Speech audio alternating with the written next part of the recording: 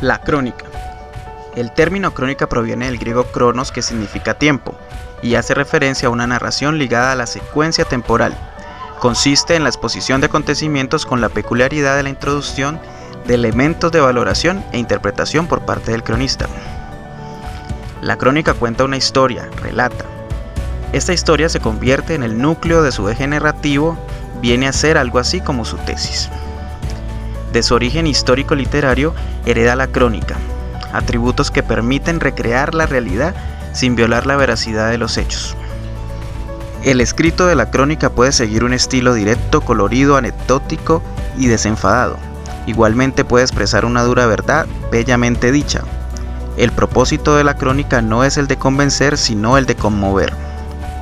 En cuanto a la estructura, también se tiene la libertad para seguir el orden que interese según la intencionalidad del mensaje. Y como lamentablemente los lectores cada día leen menos, la crónica además debe ser corta, de frases concisas, párrafos breves y ritmo rápido. Aunque se encuentra englobada en el género periodístico, existen distintos tipos de crónica.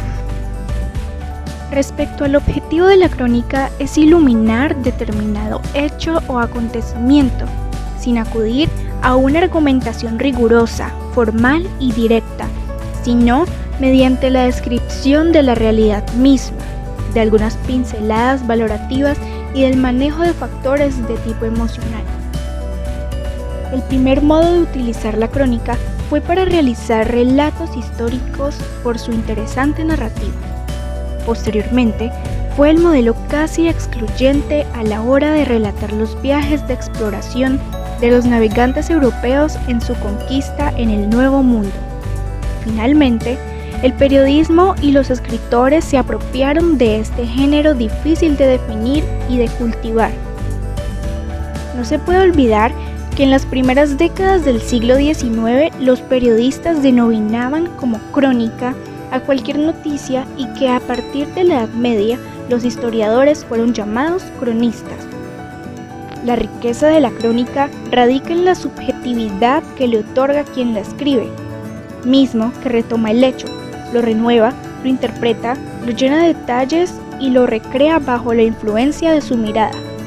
De esta manera, el autor puede aportar un estilo personal que embellezca la escritura. Crónica histórica o crónica informativa. Inicialmente la crónica surgió como una forma de transmitir conocimientos históricos a las futuras generaciones. Se dice que el historiador Heródoto podría considerarse el padre de la crónica porque escribía con detalles sobre sus viajes por Europa y Asia. Cabe destacar el método de investigación que seguía este historiador griego y el origen de sus fuentes. Primero, su propia experiencia. Segundo, utilizando las fuentes escritas. Y tercero, las fuentes orales.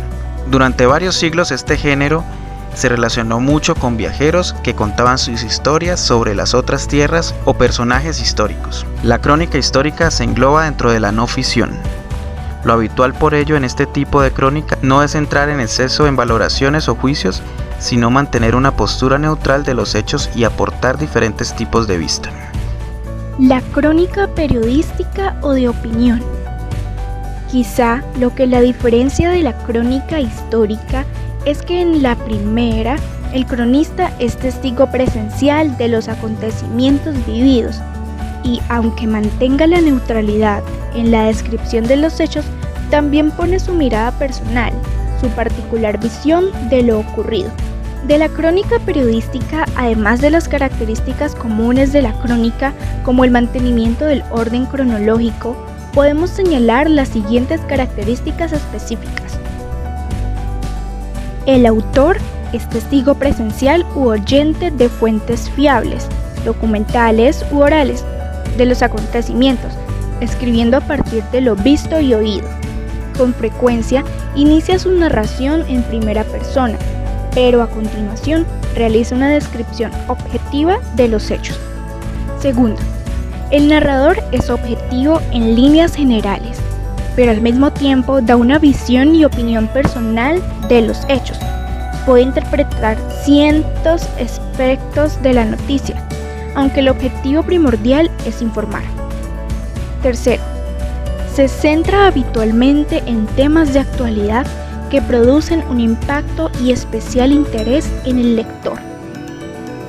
Cuarto, requiere de una investigación y recogida de información previa mediante trabajo de campo, entrevistas o documentos, con posterior conexión y verificación de los datos, como son las fechas, los nombres, los lugares y los detalles.